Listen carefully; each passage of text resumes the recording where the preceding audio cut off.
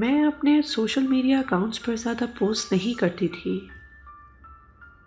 ہاں، لیکن انسٹاگرام پر کچھ مہینوں میں پوسٹ کر دیتی تھی۔ میں زیادہ تر انسٹاگرام اپنے فرینڈس کی پوسٹ دیکھنے کے لیے یوز کرتی تھی۔ ایک دن میں حیران ہوئی جب میں اپنے بیڈ پر لیٹ کے انسٹاگرام اکاؤنٹ اسکرول کر رہی تھی تو میں نے دیکھا کہ میرا ایک نیو فالوور ہے۔ جب میں نے اس کی پروفائل پر کلک کیا تو مجھے کوئی پوسٹ نظر نہیں آئی، نہ ہی اس کے کوئی فالوورز تھے، اس کی کوئی پروفائل پکچر بھی نہیں تھی، وہ بس مجھے فالو کر رہا تھا۔ اس کا یوزر نیم تھا ویئر جسٹس از ڈیو اور اس کے ساتھ بہت سے نمبرز لکھے ہوئے تھے۔ میں اس کو بلاک کرنے ہی والی تھی، تبھی میں نے دیکھا کہ اس نے ایک نیو پکچر پوسٹ کی ہے۔ میں نے فیڈ ریفریش کی تو میں دیکھ کے حیران رہ گئی کہ وہ پکچر میرے ڈیڈ کی تھی، جس میں میرے ڈیڈ اپنے آفس ڈیسک پر بیٹھے فون پر بات کر رہے تھے، اور ایسا لگ رہا تھا جیسے ان کو یہ اندازہ بھی نہیں ہے کہ کوئی ان کی پکچر لے رہا ہے۔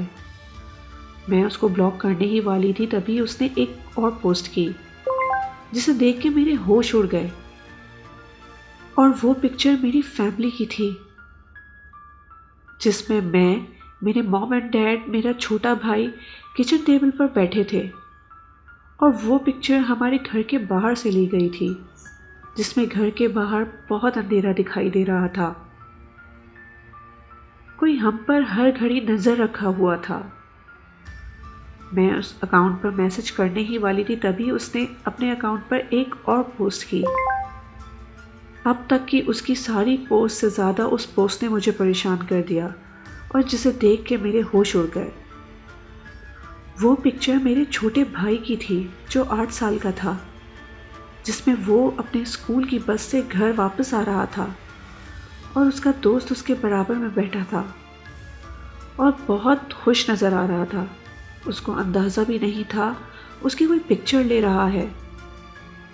میں اپنے بیڈ سے اٹھ کے فوراً وہ اکاؤنٹ اپنی موم کو دکھانے ان کے روم کی طرف بھاگی۔ میں یہ سوچ ہی رہی تھی کہ میرے ڈیڈ بھی وہاں کمرے میں موجود ہوں گے، لیکن موم نے بتایا وہ آج آفس سے دیر سے آئیں گے۔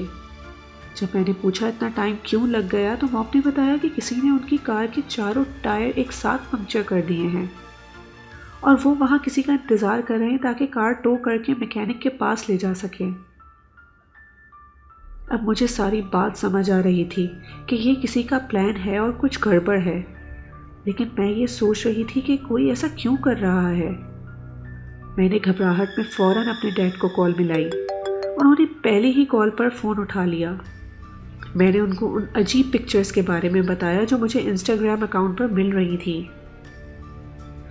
لیکن عجیب بات یہ تھی کہ وہ یہ سب باتیں سن کر بالکل بھی حیران نہیں ہوئے۔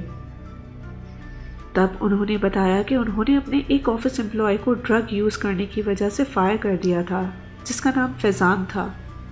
فیضان جاب سے نکال دینے کی وجہ سے بہت غصے میں آ گیا، اور اس نے میرے ڈیڈ کو دھمکی دی کہ انہوں نے اچھا نہیں کیا اور ایک دن وہ ضرور پچھتائیں گے۔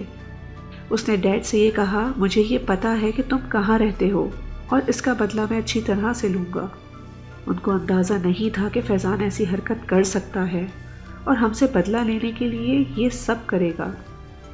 وہ ہم پر کچھ ہفتوں سے نظر رکھا ہوا تھا۔